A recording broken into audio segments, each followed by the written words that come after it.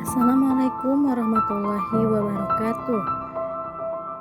Bertemu kembali bersama saya Santi Nurlaili Ramdini dalam pembelajaran biologi. Kali ini kita akan mempelajari mengenai bab ekosistem. Apa pengertian ekosistem dan komponen-komponen penyusun ekosistem. Ekosistem adalah hubungan timbal balik antara makhluk hidup dengan lingkungannya. Sedangkan ilmu yang mempelajari tentang ekosistem disebut dengan ekologi.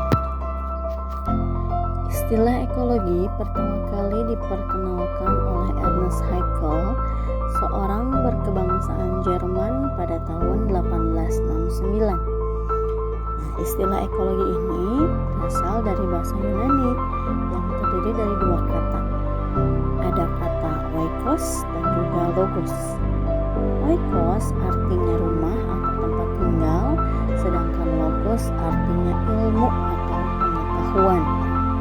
Jadi ekologi itu yang mempelajari tentang interaksi antara makhluk hidup dengan lingkungan tempat tinggalnya. Organisasi kehidupan dalam ekosistem terdiri dari ada individu atau organisme, kemudian populasi, komunitas, ekosistem, bioma, dan biosfer. Kita akan bahas satu persatu ya. Untuk individu, individu merupakan tingkat ekologi paling rendah, yaitu satu jenis organisme. Jadi artinya hanya ada satu organisme tunggal yang ada di lingkungan tersebut. Di sini contohnya ada seekor kupu-kupu, ada sebatang pohon, dan seorang manusia. Jadi hanya ada satu organisme. Yang selanjutnya yaitu populasi. Populasi merupakan sekelompok organisme dari spesies yang sama yang hidup di suatu daerah tertentu dalam waktu yang sama pula. Di sini contohnya ada sekumpulan rusa dan juga sekumpulan padi. Jadi ada dua atau lebih organisme yang sama yang tinggal di suatu daerah tertentu dalam waktu yang tertentu pula, waktu yang sama pula. Itu yang dinamakan dengan populasi. Kemudian ada komunitas. Komunitas dapat diartikan sebagai seluruh populasi yang menempati daerah yang sama. Antar jenis makhluk hidup yang satu dengan yang lainnya akan terjadi interaksi di daerah tersebut. Kemudian interaksi itu membentuk suatu kumpulan di mana di dalamnya setiap individu menemukan lingkungan yang dapat memenuhi kehidupannya.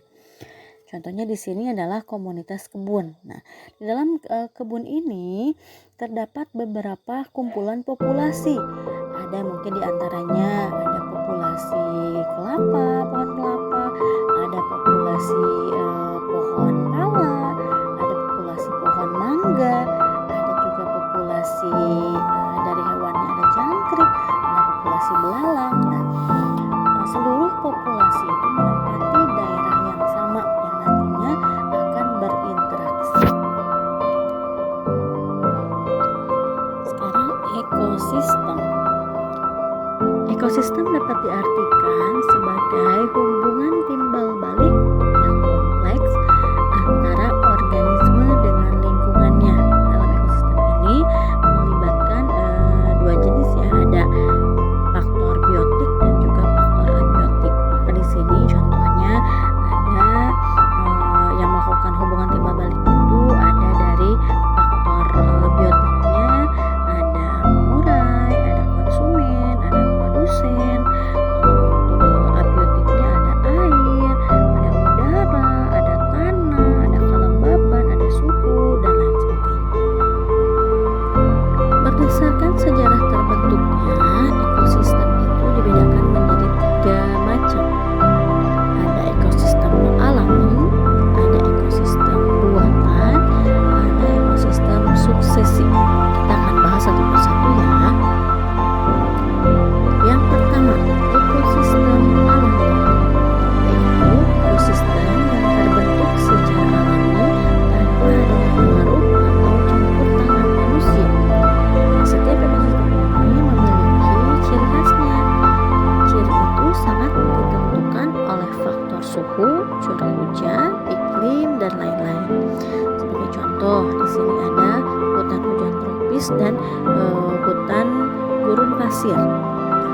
untuk hutan hujan tropis di sini memiliki ciri-cirinya sering disebut sebagai paru-paru dunia. Nah, kenapa? Karena jenis hutan yang satu ini merupakan penghasil oksigen dalam skala yang besar. Nah, jadi keseruan oksigennya itu mampu untuk menutup 40% kebutuhan oksigen di bumi ini, termasuk yang dibutuhkan oleh manusia. Kemudian ciri yang selanjutnya ada kondisi dari hutan ini tergolong selalu basah dan selalu hujan. Kemudian memiliki curah hujan tinggi, memiliki kelembaban udara yang tinggi, makanya sering muncul kabut di dalam hutan. Jadi dari ciri-ciri hutan hujan tropis ini seperti kelihatan selalu terjadi hujan meskipun sedang musim kemarau. Dan ciri selanjutnya adalah memiliki banyak pohon rimbun. Nah, untuk ciri dari hutan gurun ya tadi, gurun pasir, jadi ciri-cirinya ada intensitas panas matahari yang tinggi, terjadi penguapan yang sangat tinggi pula, kemudian memiliki kelembaban udara paling rendah dan curah hujan yang minim. Nah, itu untuk ciri-ciri hutan gurun atau hutan gurun pasir. Yang kedua ada ekosistem buatan.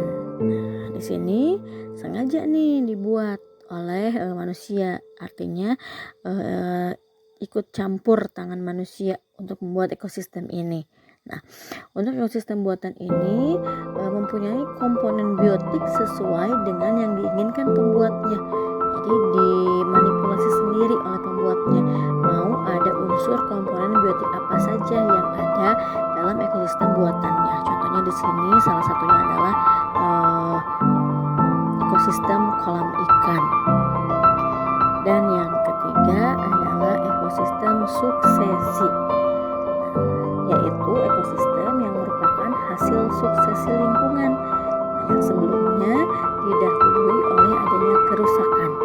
Pada lingkungan demikian, jenis tumbuhan yang berkembang ditentukan oleh jenis organisme yang hidup di sekitarnya. Nah, suksesi ini ada suksesi primer dan suksesi sekunder. Masuk ke materi terakhir, ada di komponen penyusun ekosistem. Di sini dibagi menjadi dua, ada komponen biotik dan komponen abiotik. Komponen biotik berarti terdiri dari makhluk hidup. Di sini ada manusia, ada hewan, ada tumbuhan dan mikroorganisme. Untuk komponen abiotiknya ada dari faktor fisik dan juga faktor kimia.